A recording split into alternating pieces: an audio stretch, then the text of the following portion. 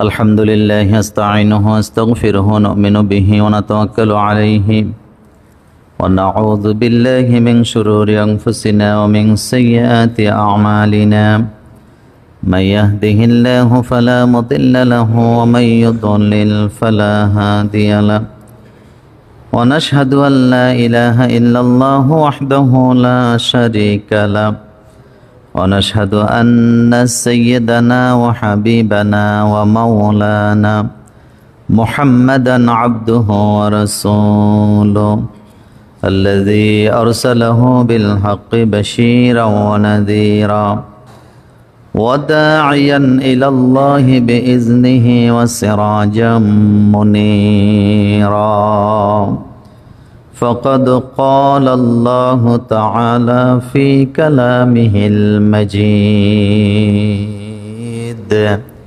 أعوذ بالله من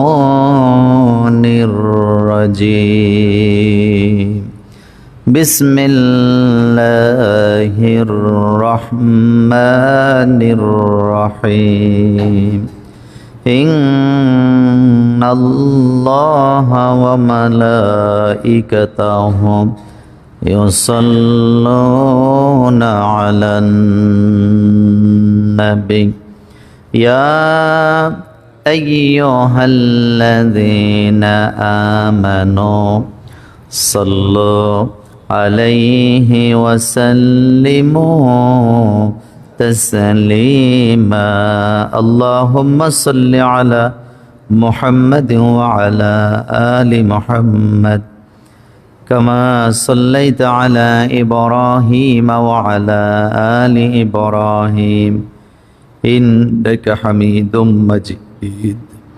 اللهم بارك على محمد وعلى آل محمد كما باركت على إبراهيم وعلى آل إبراهيم إنك حميد مجيد সকল প্রশংসা সে আল্লাহ পাকের, যিনি পবিত্র রমজানের মাসে আমাদেরকে দ্বিতীয় জুমাটি মসজিদে এসে আজানের সাথে সাথে প্রবেশ করে তার জিকিরে মগ্ন হওয়ার তৌফিক দান করেছেন। আমরা সকলে পড়ছি আলহামদুলিল্লাহ। রব্বানা লাকাল হামদ হামদান কাসীরান তাইয়্যিবান মুবারাকান ফীহি।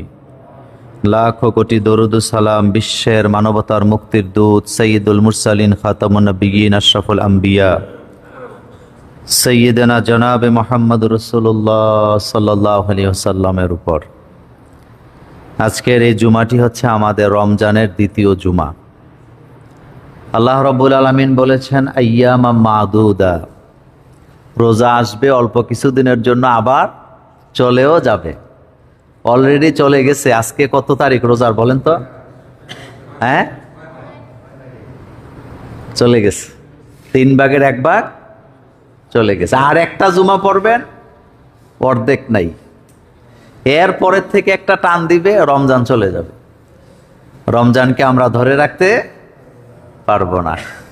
কিন্তু দুর্ভাগা তারা যারা রমজানকে কাজে লাগাতে পারল না।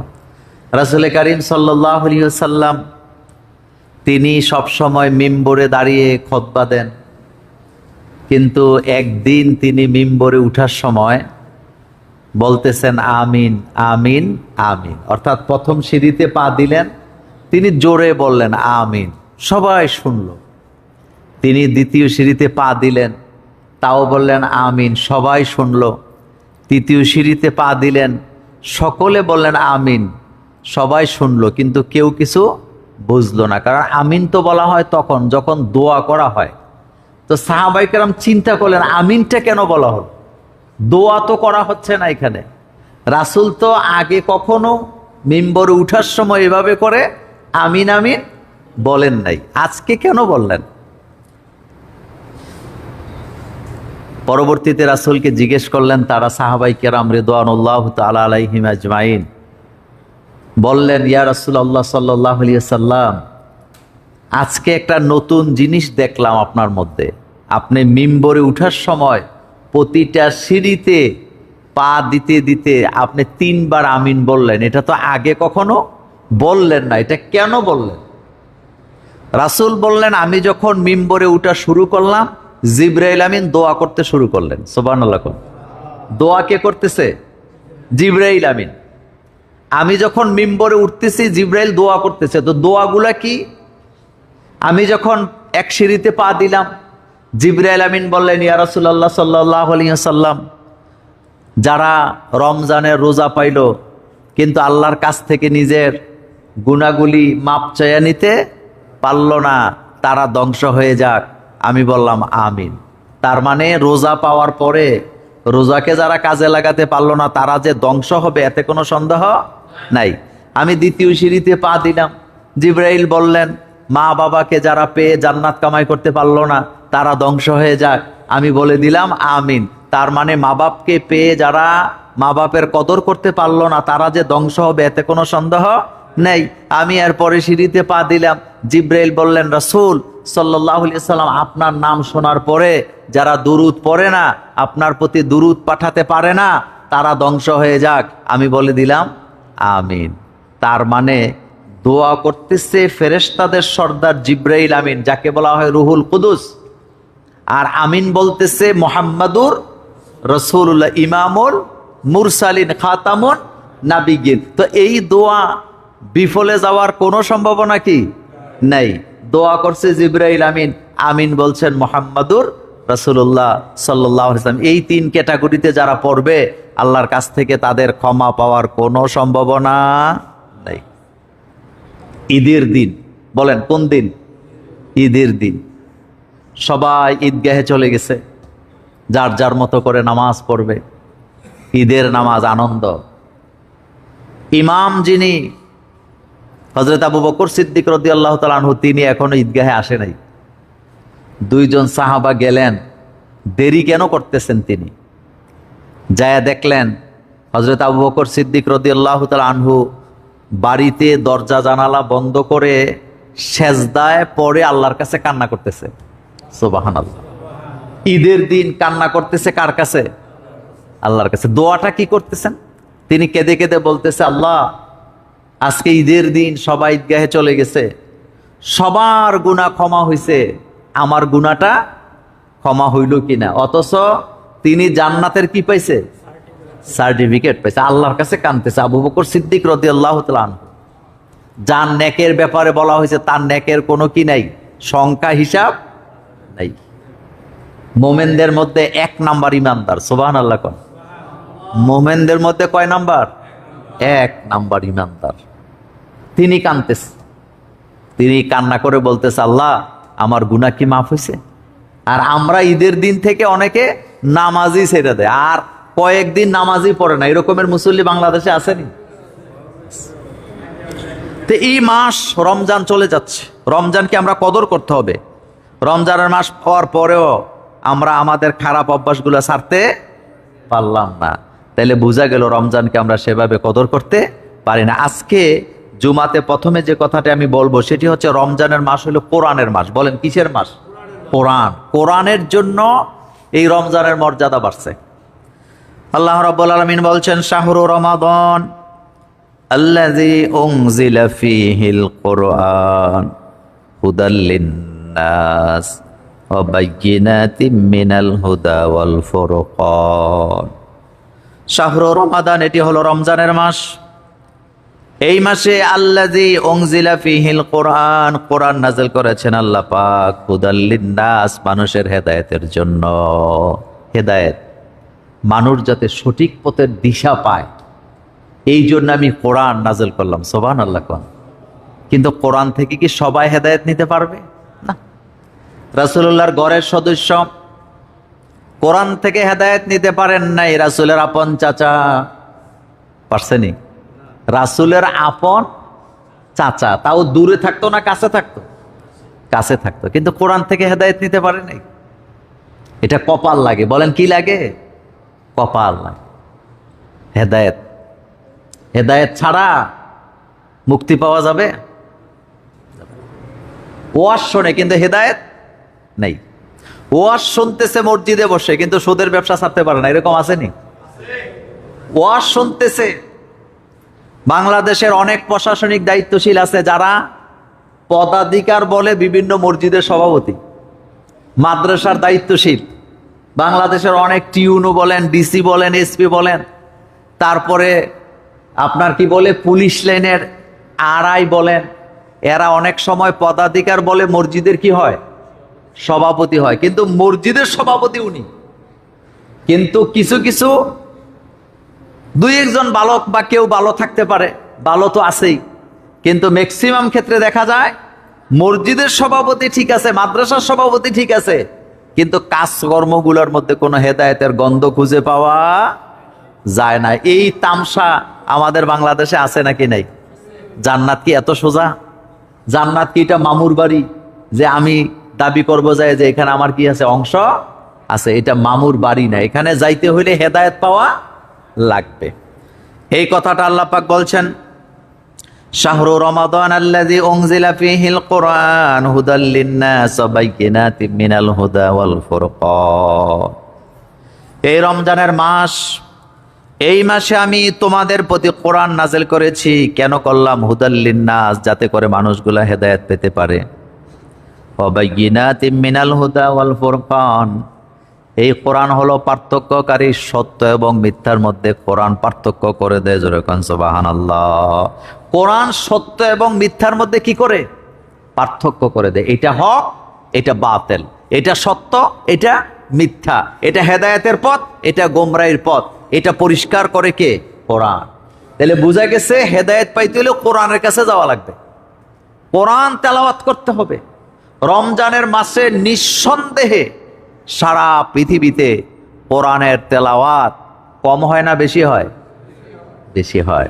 কিন্তু এই তেলাওয়াতটা যদি আমরা বুঝে বুঝে পড়তাম তাহলে আমাদের লাভ আরো কম হইতো না বেশি হইতো?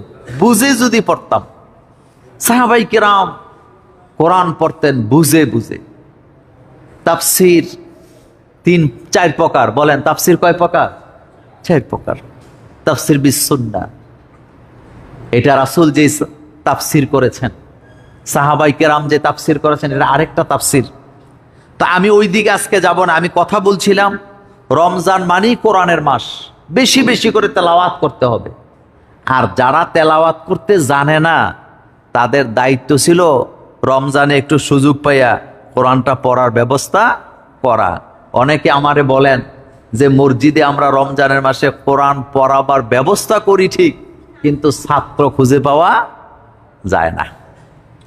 আজকে যদি মসজিদে ঘোষণা হয় যে আপনারা যারা কোরআন পড়তে পারেন না, আপনাদের জন্য ফ্রি ব্যবস্থা করা হবে, কোরআন পড়ানো হবে, হুজুর পাওয়া যাবে কিন্তু ছাত্র পাওয়া যাবে না।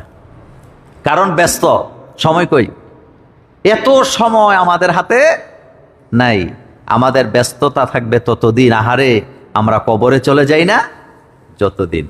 তো প্রথমে যে কথাটা জানলাম, রমজানের মাস হলো কিসের মাস? কোরআনের মাস। জিবরাইল আমিন রমজানে রাসূলুল্লাহকে কোরআন তেলাওয়াত করে শোনাইতেন। রাসূলুল্লাহ সাল্লাল্লাহু আলাইহি ওয়াসাল্লাম জিবরাইল আমিনকে কোরআন তেলাওয়াত করে শোনাতেন। যেই বছর রাসূল সাল্লাল্লাহু আলাইহি ওয়াসাল্লাম ইন্তেকাল করবেন, সেই বছর রাসূলুল্লাহ সাল্লাল্লাহু আলাইহি ওয়াসাল্লাম জিবরাইল আমিনকে 3 বার কোরআন শোনাইছে। সুবহানাল্লাহ। কয়বার? 3 বার। আবার অনেকে আছে কোরআন পড়ে শিখছে, কোরআন ভুলে যায় না পড়ার কারণে। সব সময় আছে হাতে, ফেসবুক চালায়, মোবাইল চালায়, টেলিভিশন দেখে, আত্মীয় স্বজনের সাথে গল্প গুজব করে, ঘন্টার পর ঘন্টা ভিডিও কলে সময় দেয়, গ্রুপ কলে লেগে থাকে, কিন্তু একটা জায়গায় সময় পায় না। সেই জায়গাটা কি? কোরআনের তেলাওয়াত। কোরআনের তেলাওয়াত। আমরা আধুনিক হচ্ছি ঠিক, কিন্তু আমরা আমল থেকে অনেক দূরে সরে যাচ্ছি। আমি আমার অভিজ্ঞতা থেকে বলি, আমার ছাত্র জীবনে আমি যখন ইমামতি করতাম তখন দেখতাম এক এক এলাকার মহিলারা 100 খতম 150 খতম কোরআন পড়তো। কারণ তখন মোবাইল ছিল না। বলেন তখন কি ছিল না?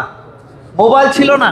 মহিলারা মোবাইলে সময় দেয় নাই তখন, টেলিভিশনও সবার ঘরে ছিল না তখন। তারা সময় দিতেন কোরআনের পেছনে।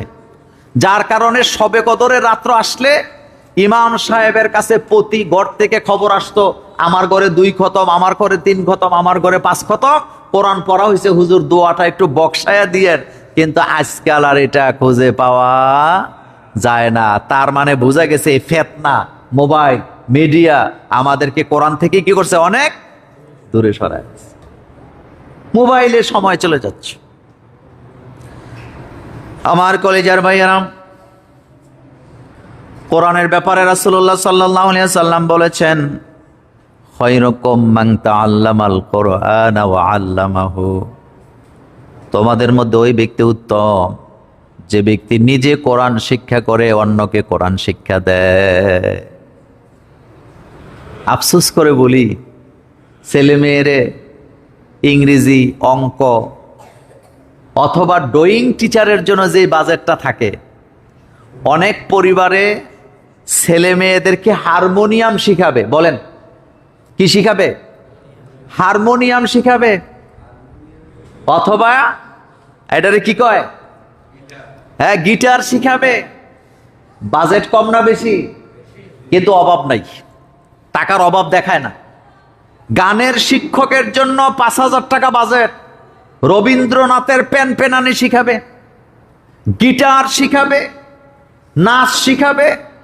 ওই টিচারের কাছে কোনোদিন অভিযোগ করে না যে আমার কাছে টাকা নাই, আমি অভাবী মানুষ, আমি দিতে পারবো না। এই লোকগুলোই যখন আমার ছেলে মেয়েকে কোরআন পড়াতে যায়, অজুহাত নিয়ে বসে থাকে, আমার কাছে তো এত টাকা নাই, কোরআন পড়াইতে গিয়ে এত টাকা লাগে নাকি? এই একটা চিন্তা চেতনা অনেকের মাথায় আছে নাকি নাই?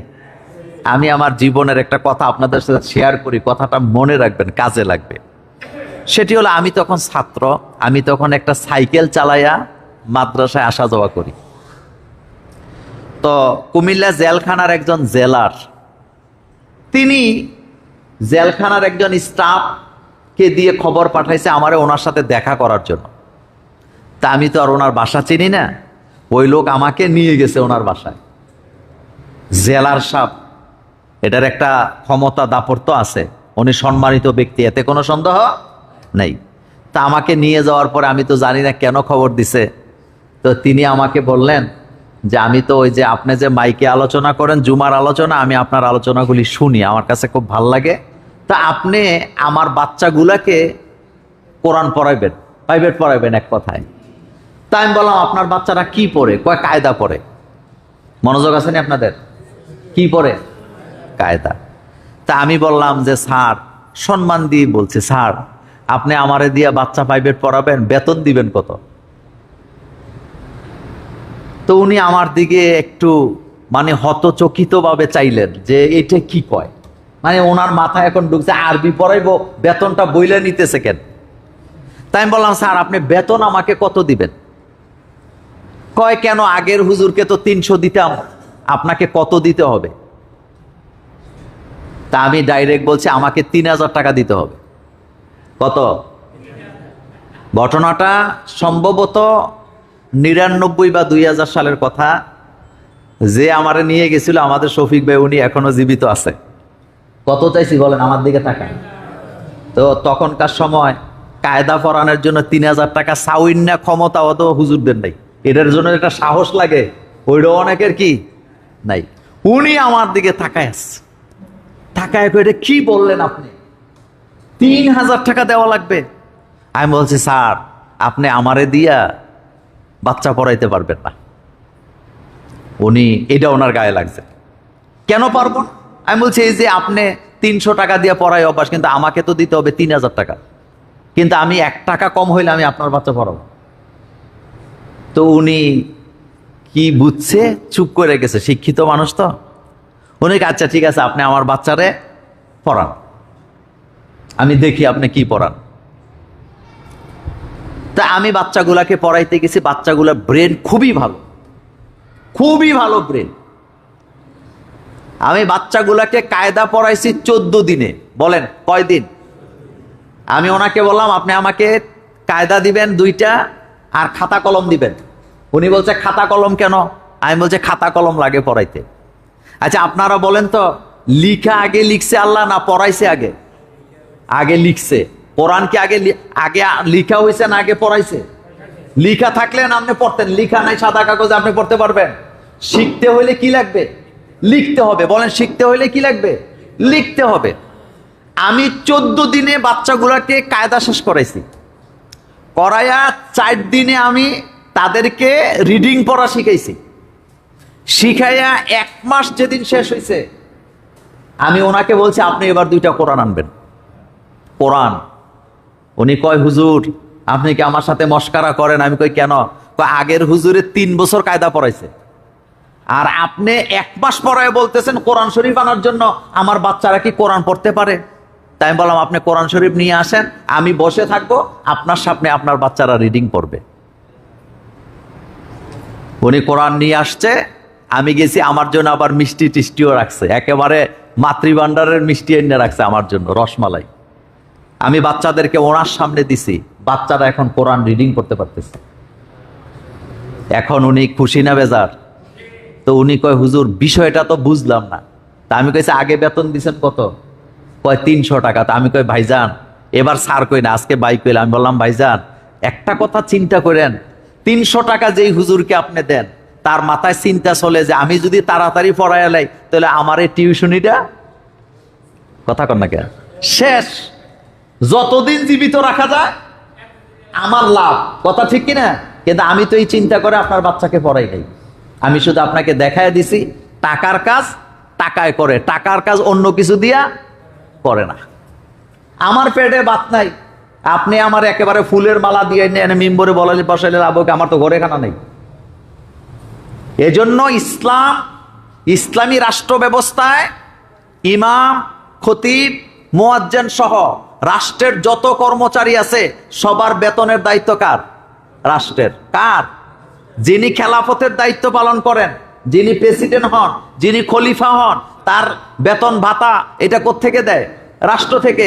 যারা যেই কর্মচারীরা জাকাতের ফান্ড কালেকশন করে এবং এটা বিলি করে, ওই কর্মচারীদের বেতন কি আলাদা হয় না এই ফান্ড থেকেই হয়? এই ফান্ড থেকে হয়। তো কথাটা কষ্টের জ্বালায় বললাম, মক্তবে পড়ায় 6 মাসও বেতন দেয় না, 5 টাকা 10 টাকা বেতন। কিন্তু এই লোকটাই 30 টাকা দামের সিগারেট খায় দোকানে বসে বসে। এরকমের ভালো পাবলিক মুসলমান আমার সমাজে আসেনি? তো কোরআনটা শিখবো কিভাবে বলেন তো? এখানে তো আপনার কোনো বিনিয়োগ নাই। এরপরেও একদল আল্লাহর দায়ীরা খাইয়া না খাইয়া সবার বাচ্চাদেরকে কোরআন পড়াবার জন্য আপ্রাণ চেষ্টা করে নাকি করে না? কিন্তু এই জায়গায়ও বাধা, এই জায়গায়ও বাধা। মক্তবে যাওয়ার কথা সকালবেলা, কিন্তু সকালবেলা কিন্ডারগার্টেনে যাইতে অসুবিধা হয় না, মক্তবে আপনি ছাত্র পাবেন না। মসজিদ কমিটি বলে দেয় হুজুর মক্তব সকালে হবে না, মক্তব হবে দুপুরে। আচ্ছা আপনারা যারা মুরব্বী বসে আছেন, আপনারা ছোট বয়সে মক্তব কি দুপুরে দেখছেন না সকালে দেখছেন? তো এখন এটা দুপুরে নিছেন কেন? এই জন্যই তো পড়া হয় না। সকালবেলা মানুষের মাথা থাকে ঠান্ডা, বাচ্চাদের মাথা কি থাকে? ঠান্ডা থাকে। কোরআন পড়তে গেলে কি নাই? বাজেট নেই। তো যাই হোক, কথা বলছিলাম, রাসূল সাল্লাল্লাহু আলাইহি ওয়াসাল্লাম এই কথাটা বলেছেন, খায়রুকুম মান তাআল্লামাল কুরআনা ওয়া আল্লামাহু। তোমাদের মধ্যে শ্রেষ্ঠ তো সেই ব্যক্তি যে ব্যক্তি নিজে কোরআন শিখে আর অন্যকে কোরআন শিক্ষা দেয়, সে হলো শ্রেষ্ঠ, তার সম্মান তোমাদের কাছে সবচেয়ে বেশি। কিন্তু আমাদের দেশে মসজিদের খাদেম, মুয়াজ্জিন দাম নাই, কি নাই? দাম নাই। তাকে সমাজের বাইরে রাখা হয়। যেই লোকটা ক্রাইম করে না, চুরি করে না, টেন্ডারবাজি করে না, কারো ক্ষতি করে না, কারো জায়গা দখল করে না, সিএনজি স্টেশন দখল করে না, এই লোকটাকে সমাজের বাইরে রাখার চেষ্টা হয়। আর যেই লোকটা সন্ত্রাসী করবে, গুন্ডামি করবে, যা ইচ্ছা তা করতে পারবে, মানুষকে ধমকাইতে পারবে, চাঁদা আদায় করতে পারবে, তারে নিয়ে সবাই মাথার মধ্যে কি করে? নাচে। যার কারণে রাষ্ট্রে কখনো কল্যাণ হওয়ার সম্ভাবনা নাই। আমাদের দেশে কিছু নারীবাদী আছে, এই নারীবাদীরা শুধু ধরবে কোথায় হুজুররা কি বলল। কোন হুজুর যদি বলে বোরকা ছাড়া কোনো মহিলা ঘর থেকে বের হতে পারবে না, নারীবাদীরা তখন আইসা মাঠে নেমে বলে হুজুররা জোর কইরাম করে বোরকা পরাইবনি। কিন্তু বাংলাদেশে নারীরা, মেয়েরা দর্শিত হয় নাকি হয় না? বাবার হাত থেকে কেড়ে নিয়া মেয়েরে হত্যা করছে। মনোযোগ আছে আপনাদের? জোরে বলবেন। বাপের হাত থেকে কাইরা নিয়া মেয়েরে দর্শন করছে। দর্শনের বিচার ইসলামে মৃত্যুদণ্ড। বলেন, দর্শনের বিচার ইসলামে কি? মৃত্যুদণ্ড। কিন্তু আপনাদের কাছে জানতে চাই, এই যে দর্শন করলো অথবা মেয়েটাকে মেরে ফেললো, এই জায়গায় নারীবাদীদের কোনো কথা নাই। মনে হয় যেন তারা দেশেই নাই, তারা মনে হয় যেন পানির নিচের মাছের মতো। কিন্তু আজকে যদি মোল্লা নাজিমরা যদি ফতুয়া দেয় যে বোরকা ছাড়া কেন রমজানের মাসে নিউজ পড়া হবে, একটা নিউজ পড়তে আসছেন রমজানের মাস, অন্তত ঘোমরা দিয়ে থাকেন না, অভ্যাস হোক না, যাতে পরবর্তীতে অভ্যাসটা কাজে লাগাতে পারে, তখন কইব তারা তো আমাদের অধিকারের মধ্যে হস্তক্ষেপ করছে, আমার ইচ্ছা, আমার শরীর, আমি যা ইচ্ছা তা পড়বো, তাদের এত জলে কেন? এই রকমের নারীবাদী বাংলাদেশে আছে নাকি নাই? তাদের কারণে দেশে গজব আসে। এই যে ঘন ঘন ভূমিকম্প হয়, এটা পাপের কারণে হয় কিনা? এ কথা কি আমার না কোরআনের কথা? আল্লাহ বলছে জহার আল ফাসাদু ফিল বাররি ওয়াল বাহর বিমা কাসাবাত আইদিন নাস। এই যে জলে স্থলে বিপর্যয় আসে, বিপদ আসে, তোমাদের পাপের কারণে আসে। করোনা ভাইরাস আসছিল, মানুষের মাথা খারাপ হয়ে গেছিল, বাঁচবে কিভাবে, শুধু বাঁচার জন্য সংগ্রাম করছে যে কোথায় গেলে বাঁচতে পারবো, বাঁচার তো ক্ষমতা নাই। আর মিডিয়া এটাকে এমন ভাবে প্রচার করছে, শ্বাস নিলেও আপনার কি হবে, করোনা হবে। মাছ বাজারে গিয়ে এক ভদ্রলোক হাঁচি দিছে, পুরা মাছ বাজার খালি হয়ে গেছে। দৌড়াইতেছে সবাই, জিজ্ঞেস করতেছে দৌড়াও, কয় মিয়া করোনা ভাইরাসের সময় হাতে হাসি দিছে, এই হাসির কারণে আমার তো করোনা হবে। কুমিল্লার এক ভদ্রলোক তার ছেলেকে রাস্তা থেকে পিডায় পিডায় ঘরে নিতেছে আমার সামনে। জিজ্ঞেস করলাম তারে পিডায় ঘরে নেন কেন? আর কইেন না, পোলাপাইন মানুষ না, এই যে দেখছেন না মাস্ক বাইর হয়েছে।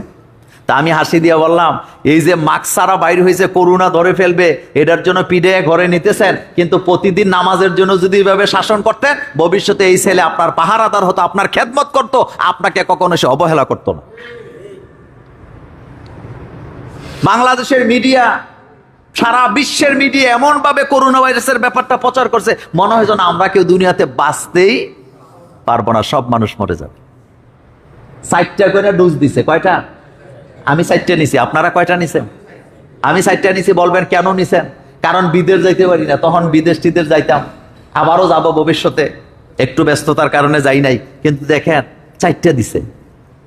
আগে ঠান্ডা লাগলে 2 দিনে ভালো হয়েছে, এখন ঠান্ডা লাগলে 15 দিনেও ভালো হয় না। চুলকানিটা কেমন চলতেছে বাংলাদেশে এখন? জোরে কর না, চুলকানিটা কেমন চলতেছে? আমাদের বাংলাদেশের মানুষ ওষুধের কারণে অর্ধেক হায়াত হারায়। অ্যান্টিবায়োটিক দইটাই, অ্যান্টিবায়োটিক জিনিসটা কি বাংলাদেশের মানুষেরা বুঝেই না, যার কারণে অ্যান্টিবায়োটিক খাইয়া খাইয়া শরীরের যে রোগ প্রতিরোধক শক্তি আল্লাহ দিছিল, ওইটা কি করতেছি? ধ্বংস করে দিচ্ছে। ধ্বংস শুধু এক জায়গা থেকে আসে না, চতুর্মুখী ধ্বংস আমাদের উপরে হামলা।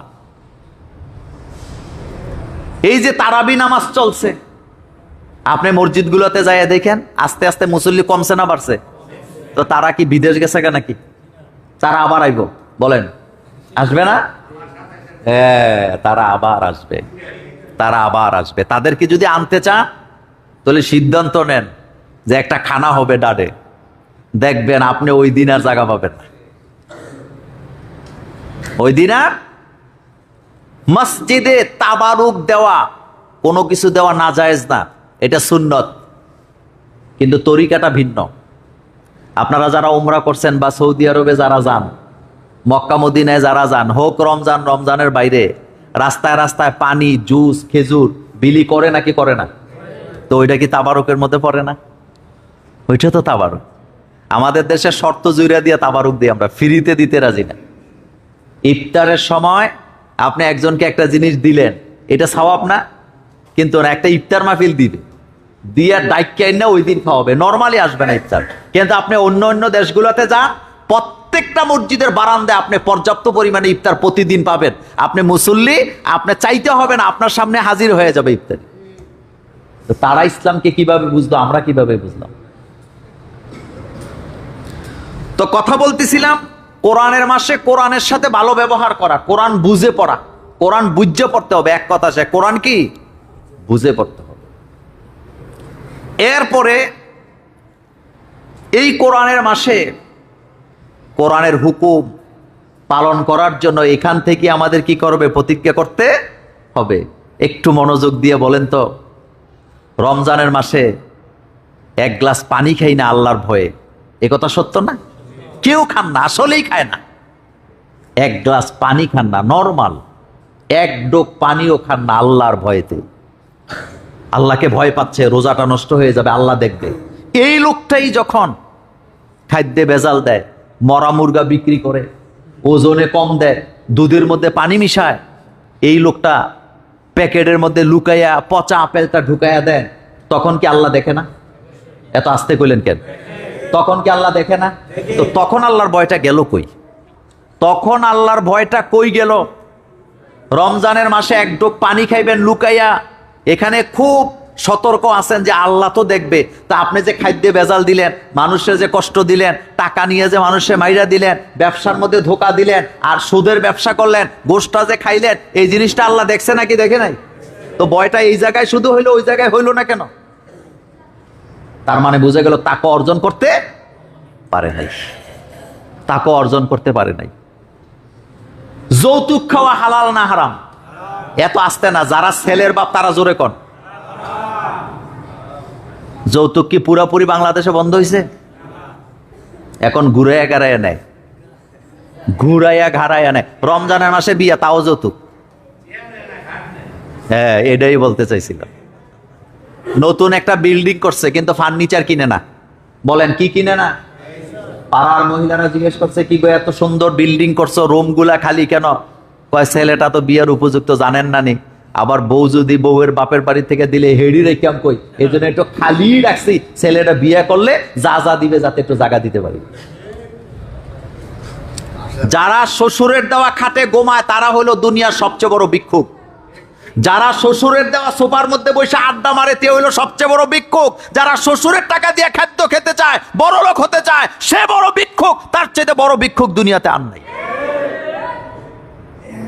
লজ্জা থাকলে তুই শ্বশুর বাড়ির খাট আইনা সিট তৈয়া শুইয়া পায়ের উপরে পা তুইলে সিগারেট খাইতে পারতি না, কারণ তোর লজ্জা আছে, তোর ব্যক্তিত্ব আছে। তুই মনে মনে ভাবতি আমার যেটা আছে হোক সেটা মাটির চাটাই। রাসূলুল্লাহ মাটির চাটাইতে ঘুমাইছে, আমিও মাটির চাটাইতে ঘুমাবো। রাসূলুল্লাহ কোথায় ঘুমাইছে? তা আমার খাট লাগবে কেন? আমি যদি নিজে টাকা দিয়ে কিনতে পারি ওয়েলকাম, কিন্তু শ্বশুর বাড়িটা লাগবে কেন? তুই কি ভিক্ষুক? এত ওয়াজের পরেও বলেন বিয়ার সময় ঘুরে গাড়াইয়া কয় আমাদের কোনো দাবি নেই, বেয়াই সাহেব খুশি হইয়া যা দেন। তো এটা কইতেন কইছে কেটায়? একটা লোক তার মেয়েকে 16 বছর লালন পালন করছে। কয় বছর? তার হৃদয়ের ভিতরে জমা আছে মেয়েকে সে কি দিবে। আপনারা যে যেভাবে ব্যাখ্যা করেন, প্রত্যেকটা বাপের কাছে তার মেয়ে সবচেয়ে দামি। মেয়ে প্রত্যেকটা বাপের কাছে। কিন্তু আপনি অপেক্ষা করা উচিত ছিল যে কি করে না করে আমার বলার দরকার নেই, ওনার মেয়ে উনি বুঝবে। না দিলে আলহামদুলিল্লাহ, কারণ উনি আমাকে দেখে বিয়ে দিচ্ছেন। আমি তার মেয়েকে নিয়ে যদি খারাপ জায়গায় থাকি, তার যদি সামর্থ্য থাকে, তাহলে তিনি আমাকে হাদিয়া হিসাবে দিতে পারবেন। এটা কি নাজায়েজ হবে নাকি? কিন্তু বিয়ার আগেই কন্ডিশন দিয়ে দেয়, বিয়ার আগে কন্ডিশন। আরেকটা হচ্ছে দুনিয়া যত আপডেট হইতেছে, আমাদের মানে অন্যায়ের কায়দাগুলোও কি আপডেট হইতেছে। দেখছেন না চান্দার ব্যাপারে কইছে সমঝোতার মাধ্যমে টাকা নিলে কি হবে না, এটা সাদা হবে না। তার মানে দাঁড়াইছে কি, আপনি আমাকে রাস্তায় দইরা যা পাইবেন সব নিয়ে যাবেন, নেওয়ার পরে বলবেন হুজুর এটা হাসি দেন তো। এরপরে আপনি একটা হাসি দিবেন, দেওয়ার পরে এটা কি হইছে? সমঝোতা হইছে। এটা সমঝোতা।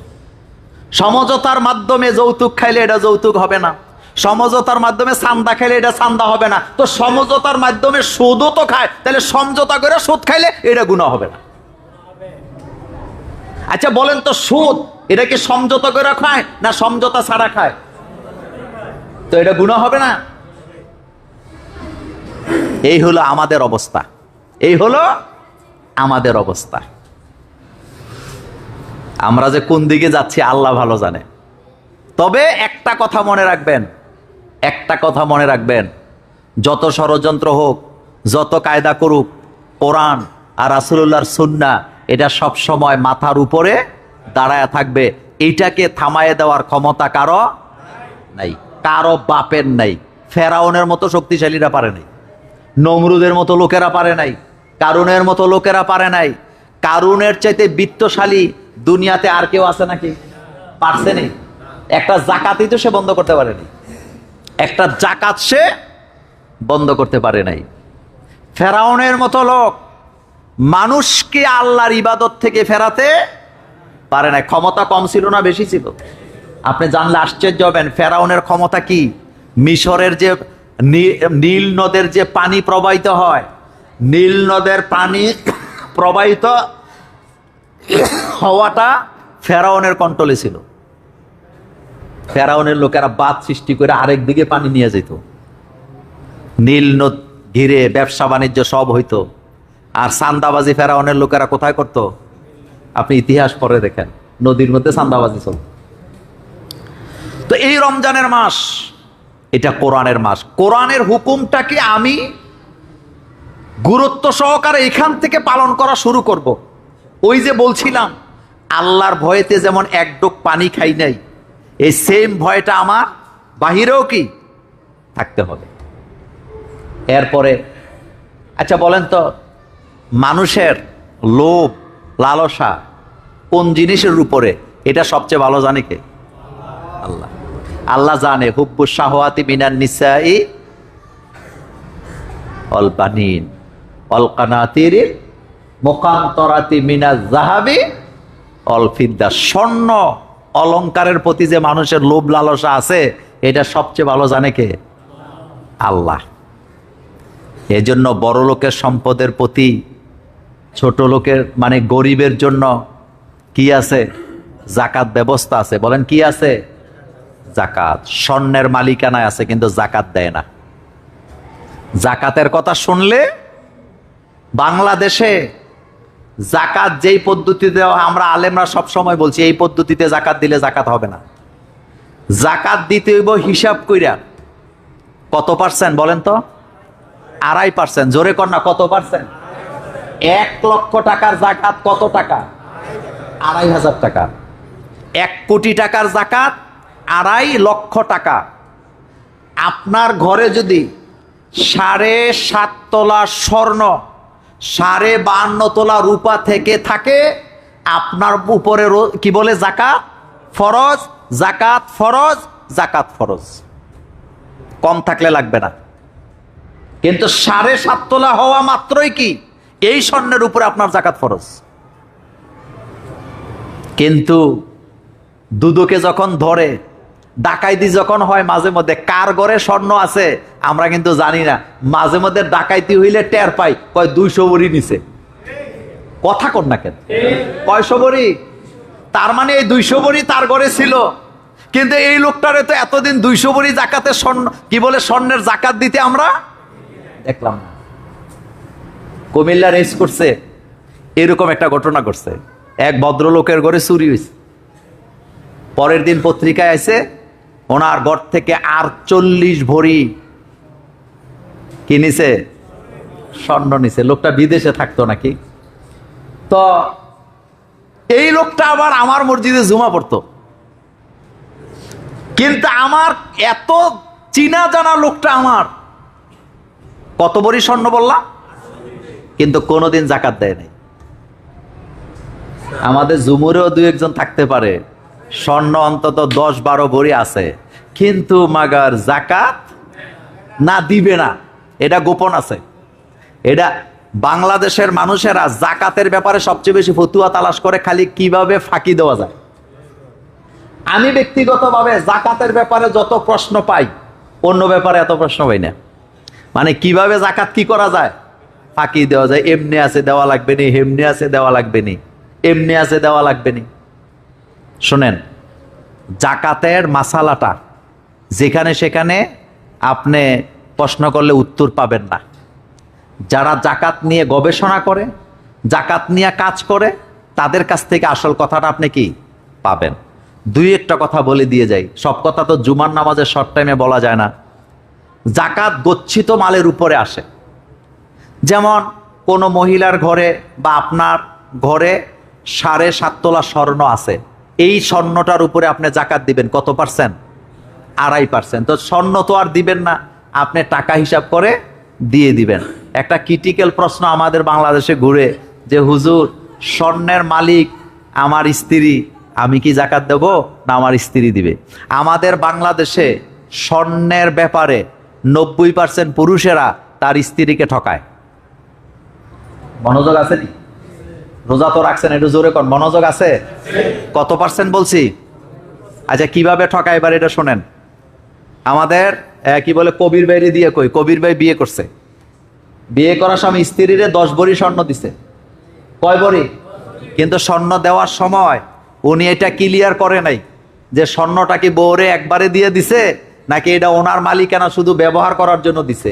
এই চালাকিটা আমাদের বাংলাদেশে 90% ঘরে ঘরে আছে, যার কারণে জাকাতের নেশাবটা কার উপরে আসছে এটা নিয়ে গন্ডগোল হয়। ম্যাক্সিমাম ক্ষেত্রে সংসার যদি ভেঙে যায়, পুরুষেরা স্বর্ণটা আবার কি ফেরত নিয়ে যায়। তো এবার আপনাদের কাছে আমার কথা, 10 বছর সংসার করলো, 10 ভরি স্বর্ণ নিয়ে কোনো কারণে সংসার ভেঙে গেল, ভাঙতেই পারে, বউ চলে যাচ্ছে, এখন 10 ভরি নিয়ে যাচ্ছে।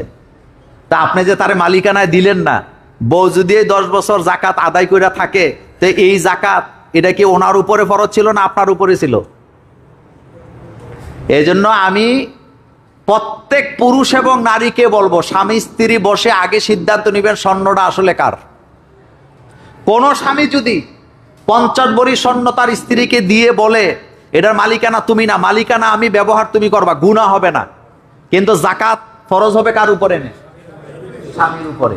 কোন স্ত্রীর উপরে যদি জাকাত ফরজ হয়, স্বামী যদি তার পক্ষ থেকে দিয়ে দেয় তাহলে আদায় হয়ে যাবে, কিন্তু স্বর্ণটা আসলে কার এটা আগে সিদ্ধান্ত ক্লিয়ার করতে হবে। কিন্তু এই জায়গা আমাদের মধ্যে চালাকি আছে। আরেকটা দোকাবাজি বাংলাদেশে চলে, বিয়ের সময় স্বর্ণ দেওয়ার ক্ষমতা নাই, এখন স্বর্ণের বড়ি কত করে? 2 লাখ। হ্যাঁ, তো এখন স্বর্ণ তো আর দিতে পারে না, স্বর্ণ ভাড়া কইরা নিয়া বিয়ার দিন দেয়, অথবা হাওলাত নিয়া দেয়, পরে স্বর্ণ গায়েব। এরকমের ঘটনা বাংলাদেশে আসেনি?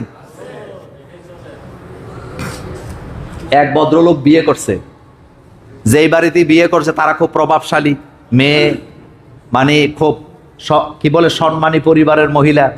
তো বিয়ের সময় সে 20-25 ভরি স্বর্ণ মহিলারে দিছে, কিন্তু স্বর্ণটা আনছে মূলত হাওলাত।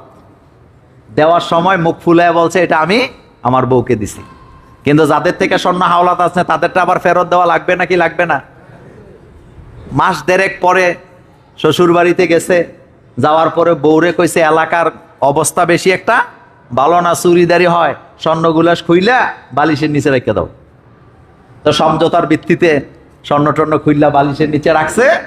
এরপরে বউ যখন ঘুমাইছে উনি স্বর্ণ লিয়া গায়েব। তো এই যে গায়েব করলো, উনি যদি স্বর্ণ না দিত কোনো সমস্যা ছিল? রাসূল সাল্লাল্লাহু আলাইহি ওয়াসাল্লাম বলছেন তোমরা বিয়ে করো একটা লোহার আংটির বিনিময়ে হইলেও। কথাটা এদিকে চান, বুখারীর হাদিসে আসছে, রাসূল বলছে তোমরা বিয়ে করো একটা কিসের আংটি? তো লোহার আংটির দাম কত?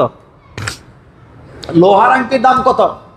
মোহরানা কত দিল আর কত পাইলেন এটা ইম্পর্টেন্ট না, ইম্পর্টেন্ট হলো আপনার মেয়েটা সুখে আছে কিনা, ওইটা ইম্পর্টেন্ট। কথা বোধহয় বুঝেন নাই। একেবারে কুমিল্লা শহরে 6 তলা বাড়ি আছে, শূন্য পাগল হয়ে গেছে, মাইয়া বিয়ে দিত, দেওয়ার পরে উনি যে ড্রয়িং রুমে কাজের লোকের মতো বসে থাকে, তারা ওনার সাথে ভালো ব্যবহার করে না। যেই ফোলার কাছে বিয়ে দিছে হেতে রাত্রেবেলা গাঞ্জা খাইয়া রাইতে 2টা বাজে ঘরে ঢুকে, এরকমের একটা বিয়ে আপনার মেয়েরে দেওয়া কি খুব বেশি জরুরি ছিল? নাকি একটা ছেলে 5 ওয়াক্ত নামাজ পড়ে হালাল পথে চলে আলুর ভর্তা দিয়া খায়, রাতের 2টা বাজে ফোন দিলে আপনার মেয়ে বলে আব্বা অনেক সুখে আছি, ওই জায়গায় তো বিয়েটা দেওয়া দরকার ছিল। বিয়ে দেওয়ার সময় বাপেরা যে একটা বাপ লয়, কয় 50 লাখ টাকা মোহরানা দেওয়া লাগবে, 10 লাখ টাকা দিতে হবে। তো কেন? নিয়ত মূলত উল্টা। ভবিষ্যতে যদি গ্যাঞ্জাম লাগে তাহলে কি দিতে হইব? মামলা দিতে হবে। তো প্রথম নিয়তের মধ্যেই কি গলত। তো কথা বলছিলাম জাকাতের ব্যাপারে। কিসের ব্যাপারে? জাকাত কিন্তু মাপ নাই। জাকাত মাপ আসেনি, মাপ নাই। এখন আসেন, এই জাকাত আপনারা অনেক সময় মাদ্রাসায় দেন, দেন না আপনারা? আমি মাদ্রাসায় জাকাত দেওয়ার ব্যাপারে একটা কথা বলবো, যেহেতু এটা নিয়ে খুব বেশি বাড়াবাড়ি বাংলাদেশে হচ্ছে। যেই মাদ্রাসায় এতিমখানা আছে, বলেন, জোরে বলবেন, কি আছে? এতিমখানা আছে, লিল্লা বোর্ডিং, যেখানে এতিমরা খাবার দাবার খায়, এতিমদের পোশাক দেওয়া হয়, এতিমদের লেখাপড়ার আসবাবপত্র দেওয়া হয়, ওই টাইপের মাদ্রাসাগুলিতে জাকাত দিবেন, এটা জায়েজ আছে। কিন্তু জাকাত দিতে হবে আল্লাহর দেয়া খাত, 8টা খাতে। কয়টা খাত? 8টা খাতে। মাদ্রাসার বিল্ডিং করার জন্য জাকাত দেওয়া যাবে না, মাদ্রাসার জায়গা কেনার জন্য জাকাত দেওয়া যাবে না, মাদ্রাসার টিচারদের বেতন দেওয়ার জন্য জাকাত দেওয়া যাবে না। এক কথায় বুঝাই দিছি সহজভাবে, যেই মাদ্রাসায় এতিমখানা আছে, লিল্লা বোর্ডিং আছে, অর্থাৎ যেই মাদ্রাসায় এমন ছাত্রছাত্রীরা আছে যেই ছাত্রছাত্রীরা জাকাত খাওয়া উপযুক্ত, আর তাদের জন্যই জাকাতের টাকাটা ব্যয় করা হবে, ওই জায়গায় জাকাত দেওয়া কি আছে? জায়েজ আছে। বাকি আলোচনা আগামী জুমাতে হবে ইনশাআল্লাহ। কয়েকটা প্রশ্ন আসছে। হুজুর, রোজা থাকা অবস্থায় সাপোসিডার ডোজ ব্যবহার করা যাবে কিনা? যদি এমন অবস্থা হয় যে রুগী এছাড়া আর কোনো কি নাই, রাস্তা নাই, ডাক্তার বলছেন এটা দেওয়াই লাগবে, তাহলে দিতে পারবেন, আপনার রোজা ভাঙবে না।